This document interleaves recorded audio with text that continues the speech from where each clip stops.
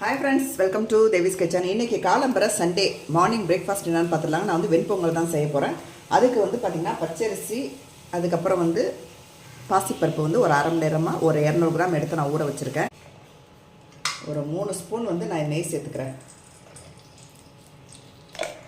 பார்த்திங்கன்னா 1 ஸ்பூன் வந்து மிளகு சேர்த்துக்கிறேன். அப்புறம் ஒரு 1.5 ஸ்பூன் வந்து ஜீரகம் சேர்த்துக்கிறேன். அதுக்கப்புறம் வந்து கருவேப்பிலை சேர்த்துக்கலாம். அப்புறம் வந்து இஞ்சி சேர்த்துக்கிறேன். மிளகு, ஜீரகம், இஞ்சி, கருவேப்பிலை சேர்த்துருக்கேன். இது நல்லா பொரியட்டும். இப்போ நான் ஊற வச்சுருந்த அரிசியும் பருப்பையும் ஒன்றா சேர்த்துக்கலாம் குக்கரில். இப்போ வந்து பார்த்திங்கன்னா ஒரு 4 ஆழாக்கு தண்ணி சேர்த்துக்கிறேன். நான் பொங்கலுக்கு மஞ்சள் பொடி, பெருங்காய பொடி, உப்பு சேர்த்துக்கலாம்.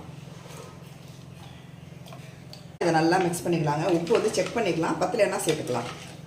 இப்போ நல்லா கொதிச்சோன்னா நம்ம வந்து குக்கரை மூடிடலாம். இப்போ வந்து பார்த்திங்கன்னா நான் வந்து பருப்பு வேக வச்சுருக்கேன் சாம்பாருக்காக.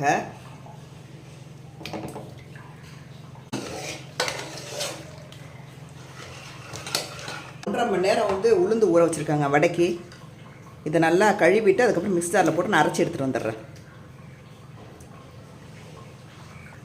இப்போ வந்து பார்த்திங்கன்னா நல்லா கொதிக்குது குக்கரில் பொங்கல். இதை வந்து மூடிடலாம். இப்போ வந்து பார்த்திங்கன்னா குக்கரில் வந்து ஒரு 4 சவுண்ட் வந்துருச்சுங்க. அடுப்பு வந்து நான் சிம்மில் வச்சுட்டேன். ஒரு 10 நிமிஷம் கழிச்சு நான் வந்து குக்கரை ஆஃப் பண்ணிவிடுவேன். அதுக்கப்புறம் வந்து உளுந்து மாவு நல்லா மிக்சியில் அரைச்சிட்டு வந்துட்டேன். இப்போ வந்து பார்த்திங்கன்னா எண்ணெய் காஞ்சிருச்சுங்க. இப்போ வந்து வடையை நம்ம சுட்டி எடுத்துடலாம்.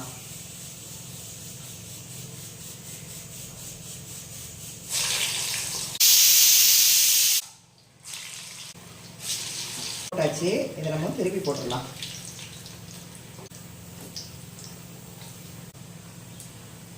இப்போ வந்து பார்த்திங்கன்னா ஒரு 2 ஸ்பூன் நெய் சேர்த்துக்கிறேன் சாம்பாருக்கு.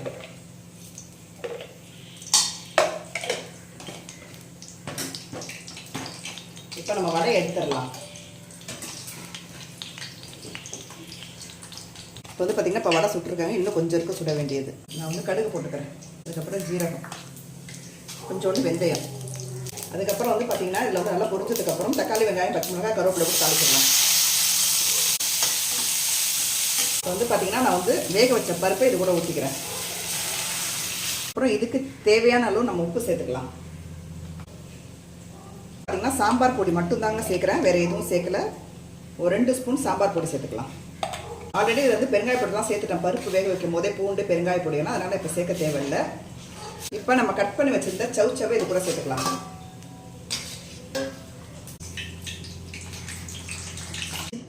இப்போ வந்து பார்த்திங்கன்னா நான் குக்கர் ஓப்பன் பண்ணிக்கிறேன். பொங்கல் எப்படி இருக்குன்னு பார்த்துடலாம். 2 ஸ்பூன் நெய் சேர்த்துக்கிறேன்.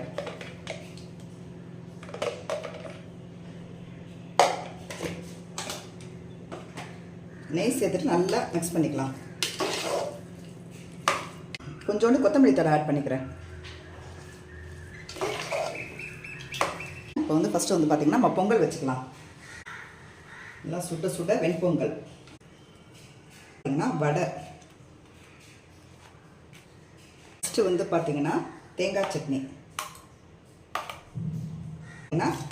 சௌச்சௌ கத்திரிக்காய் சாம்பார். இன்றைக்கி மார்னிங் எங்கள் வீட்டோட பிரேக்ஃபாஸ்ட் என்ன பார்த்திங்கன்னா நல்லா சூடான நெய் பொங்கலுங்க, வெண்பொங்கல், அதுக்கப்புறம் உளுந்து வடை, அதுக்கப்புறம் சௌச்சௌ கத்திரிக்காய் சாம்பார், அதுக்கப்புறம் தேங்காய் சட்னி.